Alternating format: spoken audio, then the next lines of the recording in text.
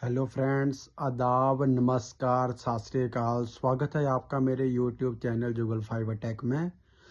Last time मैंने आपको बताया था रीवार मैन्युफैक्चरिंग के रीवा रोड्स जो हम कंपोजिट की बनाते हैं, तो उसकी क्या क्या प्रॉपर्टीज़ हैं, आपको कौन कौन सा मटेरियल यूज़ करना है, रेजिन कौन सा यूज़ करना है, फाइबर कौन सा यूज़ करना है।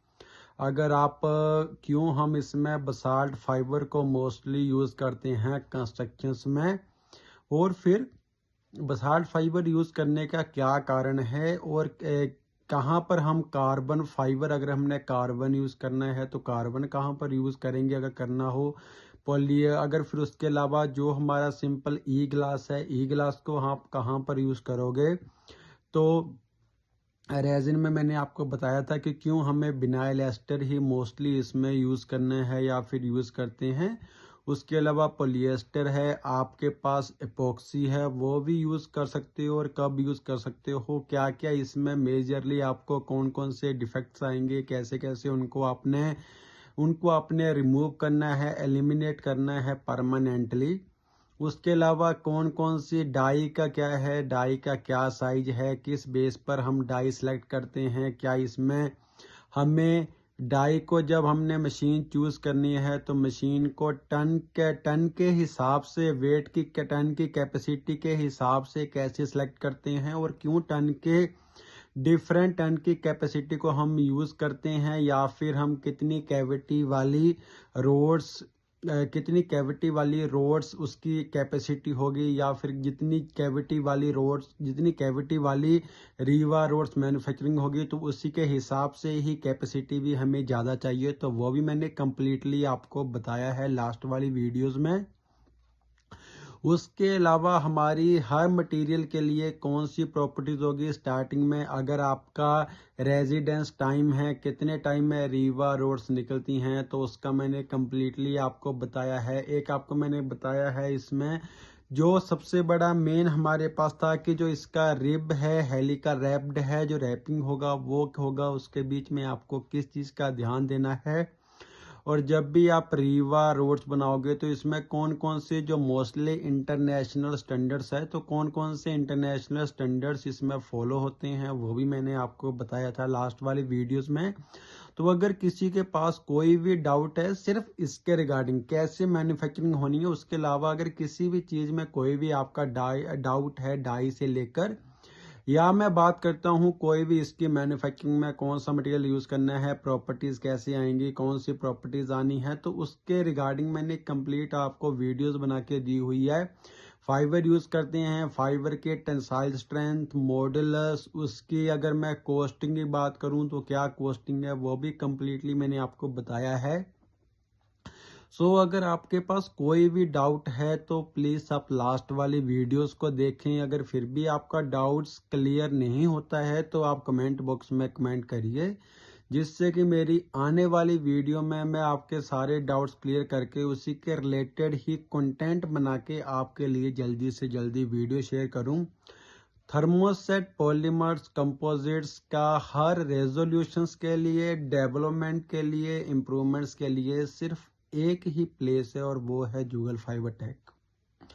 तो आज हम स्टार्ट करते हैं रीवार की मैन्युफैक्चरिंग कैसी होगी। तो मैं फिर से एक बार आपको फिर से रिमाइंड करवा देता हूं कि इसमें कौन कौन से आपके पास कौन कौन से स्टेशंस होंगे, कैसे कैसे इसके ऊपर काम होगा। तो सबसे पहले हमारे पास फाइबर करियर रैक होगा, उसके नेक्स्ट होगा हमारे पास रेजिन मिक्सिंग स्टेशंस होगा, उसके बाद रेजिन बाथ होगा, फिर परफॉर्मर प्लेट होगी हमारे पास जो हमें चाहिए हर वाल, उसके बाद हेलिकल और राउंड डाई होगी जो हमें चाहिए, उसके बाद रिब या हेलिकल रैप यूनिट जिससे वो ऊपर बनती है। मैंने आपको बताया था अगर आपने आयरन और स्टील की जो हमारे पास होती हैं वो आपने देखा होगा, जब हमारे पास सरिया होता है, रोड्स होती हैं आयरन वाली, तो उसके ऊपर एक ऐसे बनी होती है जो हर लेयर्स हमें दिखती हैं। वो वाली रिब और हेलिकल रैप यूनिट वो कैसे होगा। उसके बाद कैटरपिलर पुल्लर्स, वो मैंने कम्प्लीटली आपको बताया है कि कौन से हमें यूज़ करना है, क्यों हम कैटरपिलर पुल्लर यूज़ करते हैं, तो वो भी मैंने आपको बताया है। फ्लाइंग कट सा होगी, वो भी मैंने आपको बताया है। उसके बाद स्टैकिंग होगी, स्टैकिंग के बाद क्यूसी लैब होगी। तो ये मैंने कंप्लीटली आपको बताया है। और मशीन की स्पीड कितनी होनी चाहिए, आपको कितने सीपीएस कितने सेंटीपोइस का आपको अपना रेजिन की विस्कोसिटी यूज करनी है, वो भी मैंने कंप्लीटली आपको बताया है। फिर भी आपको याद करवा देता हूँ अगर नहीं पता है, 400 से 450, 400 से और 500 के बीच में तो ये वाली विस्कोसिटी आप यूज करते हो। तो फिर वो भी अलग अलग रेजिन की, कई बार क्या होता है रेजिन की प्रॉपर्टीज के हिसाब से वो भी थोड़ी बहुत 50 सीपीएस की विस्कोसिटी ऊपर नीचे हो सकती है आपकी, वो आप टॉलरेंस लेके चल सकते हो। तो फाइबर क्लियर रैक होगा, वहां से आपके फाइबर की रोविंग्स आएगी। सेम ही प्रोसेस है जो आपका पल्ट्रूजन में होता है, बहुत ज्यादा डिफरेंस नहीं है, प्रोडक्ट डिफरेंट है इसकी। इसमें जो रिब और हेलिकल रैप यूनिट्स है वो आपके लग आएंगे। मशीन की जो शेप है वो टोटली डिफरेंट है, हीटिंग्स आएगी, सब कुछ आएगा। इसमें भी हीटिंग्स के लिए लगी हुई है हीटर। जो मैंने आपको बताया था कि पहले वाले जो आपके हीटर्स होंगे उसका थोड़ा टेम्परेचर कम होता है, वहां पर जो आपका मटेरियल है वो जेल होना स्टार्ट होता है, जेल होता है। और उसकी नेक्स्ट वाला जो हीटर है वहां से आपका मटेरियल टोटली क्योर हो जाता है। तो उसके बाद क्या होगा, रेजिन मिक्सिंग स्टेशन होगा जहां पर रेजिन की मिक्सिंग होगी। उसके बाद क्या होगा आपके पास, उसके बाद रेजिन बाथ होगा जहां पर आपकी जो रोविंग्स है वो बाथ होंगी।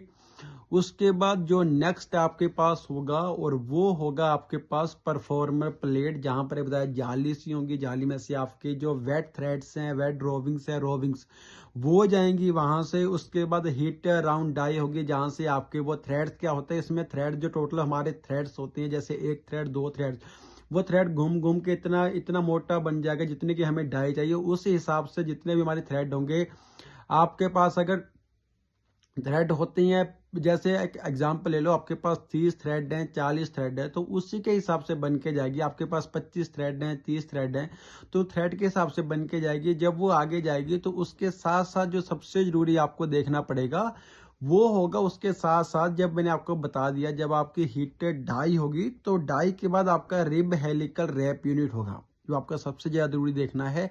वो क्या होगा, जब आपका गीला होके जाएगा तो उसके ऊपर वो रिब बनेगी। जब भी रिब बनेगी तो आपको हमेशा ही ध्यान देना है, जो रिब बन रही है मैं आपको बताता हूं कि जैसे कि ना आपके पास देखिए कि ये है, अब ये है ऐसे, एक रिब बन गई, दूसरी रिब बन गई, तीसरी रिब बन गई, दोनों के बीच में आपको डिस्टेंस देखना है, सेम है या नहीं है। उनके बीच में जो आपका डिस्टेंस है उसके बीच में सिर्फ ओनली जो आपका डिफरेंस होना चाहिए वो 0.2 mm से ज्यादा नहीं होना चाहिए। जो आपको हमेशा ध्यान रखना है, 0.2 mm से तो बिल्कुल भी ज्यादा नहीं होना चाहिए, उससे कम होना चाहिए। वही इसके मेन टेक्निकल एक्सपर्टीज हैं। अगर आप मशीन के बारे में जानते हो, प्रोडक्शन के बारे में जानते हो, तब आपको इसके बीच में कोई इश्यूज नहीं आएंगे। और जब आपका हेलिकल रैप यूनिट आ गया तो उसके बाद वही सेम है कि वो जो आपकी रोड्स हैं वो आगे जाएंगी। उसको आगे जाने के बाद क्या होगा, फ्लाइंग कट सांस होती हैं जिससे वो आपकी कटिंग होगी। कटिंग होने के बाद आपको उसको स्टैक कर देना है। स्टैक करने के बाद वो क्यूसी लैब में जाएंगी, वहां पर उनकी टेस्टिंग्स होगी।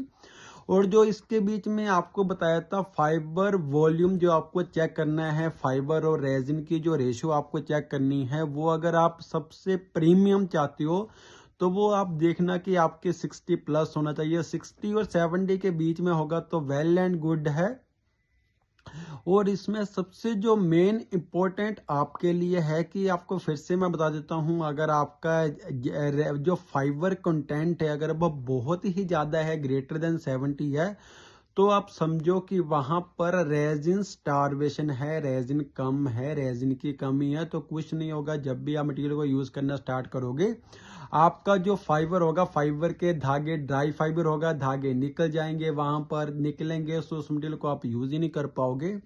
अगर आपका रेजिन, अगर तो आपका ग्लास कंटेंट अगर आपका ज्यादा है, बहुत ही ज्यादा, ग्रेटर देन 70 है, अगर ग्लास कंटेंट आपका लेस देन 60 है, तो आप सोचोगे, उसको बोलोगे आप रेजिन रिच है, कि बहुत ही ज्यादा रेजिन है, मटेरियल में बिल्कुल भी स्ट्रेंथ नहीं रहेगी। आपकी जो रीवा रोड्स हैं उनको जब भी आप यूज़ करोगे वो क्रैक हो जाएंगी, उनमें बहुत ज़्यादा इश्यूज आएंगे। फिर से बताता हूँ कि जो आपके रिवर्स रोड्स होती हैं ये कभी भी आप जब इनका फेलियर होगा, ये कभी भी ऐसे नहीं होगा कि ये बेंड हो जाएंगी, ये डायरेक्टली ब्रेक हो जाएंगी आपकी, ये कभी भी बेंड नहीं होंगी।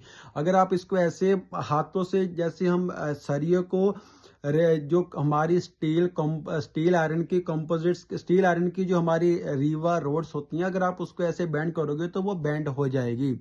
बट ये वाली रोड आपकी कहीं बेंड नहीं होगी। अगर आप बेंड भी करोगे, अच्छी क्वालिटी की बनी हुई है, तो फिर से वो अपनी शेप में आ जाएगी, लाइक एज ए रबड़ है, बट ये स्टिफनर होती हैं जो आपकी रीवा रोड्स होती हैं। सबसे बेटर है अगर तो आप सिंपल, अगर कहीं फ्लोरिंग्स के लिए यूज कर रहे हो, सिंपल अपने प्लेस के लिए यूज कर रहे हो, कहीं के लिए भी जो हम नॉर्मली यूज करते हैं, सो वहां के लिए तो आपको प्रेफर करूंगा आप ई ग्लास यूज करते हो छोटी जगह के लिए। बट अगर आप कर रहे हो कहीं प्रीमियम, जहां पर आपको लगता है कि बहुत ज्यादा वेट होगा, हैवी वेट का काम है, काफी ज्यादा लोड बेयरिंग्स का होगा, ओपन इन्वायरमेंट में रहेगा, सो वहां पर तो आप बसाल्ट फाइबर ही यूज करो। क्योंकि फिर से आपको बताता हूं, जो कंक्रीट होती है ओपन एनवायरनमेंट में, तो उसकी पीएच वैल्यू 12.5 टू 13.5 होती है। जितनी ज्यादा पीएच वैल्यू होगी वो डायरेक्टली आपका इम्पैक्ट करेगी रेजिन पे, डायरेक्टली इम्पैक्ट करेगी आपकी फाइबर पे, डायरेक्टली इम्पैक्ट करेगी आपकी फाइबर और रेजिन दोनों से जो मिक्सिंग कंपोजिट प्रोडक्ट बना है उसके ऊपर इफेक्ट करेगी। तो उसके लिए अगर आप कभी भी अपना ई ग्लास यूज करते हो, आप कार्बन ग्लास यूज करते हो, तो इसका क्या है कि ये कभी भी उसको कैरी नहीं कर पाएगा। बिकॉज जब हाई पीएच वैल्यू आती है तो डेफिनेटली ये मटेरियल ऐसी होती हैं जो अपनी प्रॉपर्टीज से बिल्कुल डाउन हो जाती हैं आप। और सबसे बड़ी बात है, जो आपका कार्बन फाइबर है ये एक ऑर्गेनिक्स है, और जो आपका ई ग्लास है ये इनऑर्गेनिक्स है। सिर्फ ओनली बसाल्ट फाइबर है जिसमें कोई भी केमिकल अलग से मिक्स नहीं है। सिर्फ जो आपकी वोल्केनिक रॉक्स होती हैं, चट्टानें होती हैं, वहीं को पिघला के वहीं से ही आपका बनता है। तो फिर रीवा रोड्स पल्ट्रूजन्स में अगर आपको अपना प्रोडक्ट्स मार्केट्स में परमानेंटली फॉर एवर्स अगर आपको मार्केट में स्टे करना है, then you just need to make experts of the processing, development of the process और improvement of the process. It's an continuous process. जब आप एक बार ये कर लोगे, उसके बाद आप लीन मैन्युफैक्चरिंग पे आओ, उसके बाद आप क्वालिटी मैनेजमेंट सिस्टम पे आओ, क्वालिटी टूल्स पे आओ, प्रोसेस एक्सीलेंस पे आओ। उसके बाद हम और बातें करते हैं कि हमें ये करना है, हमें डॉक्यूमेंटेशन बनानी है, वो करनी है। The thing is that if you are not the expertise of the processing, then doing whole of the QMS, lean manufacturing, Six Sigma is totally a meaningless और wasteful works है आपके लिए।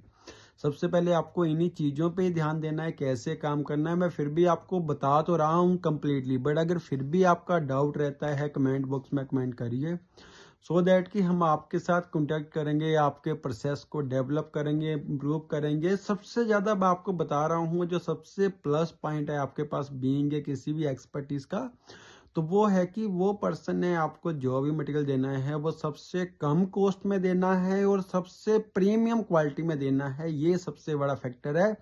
और required quantity with the superior quality, ये 2-3 words हैं। अगर इन 2-3 words में ये आपका पूरा कंपोजिट्स, पूरा पॉलीमर्स, प्योरी ऑडिट्स का वर्क, पूरी आपकी प्रोसेस डेवलपमेंट का वर्क, या कुछ भी आप बोलोगे कि प्रोसेस कैसे ऑडिट्स को हैंडल करते हो, आपका प्रोसेस ही कंट्रोल नहीं है तो आप ऑडिट्स को हैंडल ही नहीं कर पाओगे। सो इन चीज़ों पे ध्यान दो। रीवार का मैंने कम्प्लीटली आपको बताया है। फिर भी अगर आपका कोई डाउट रहता है तो आप कमेंट बॉक्स में कमेंट करके हमारे से पूछ सकते हो, जिससे कि हम सारे आपके इश्यू को रिजॉल्व करके आपके लिए एक न्यू कंटेंट्स की वीडियो बना के फिर से आपके साथ मिलेंगे।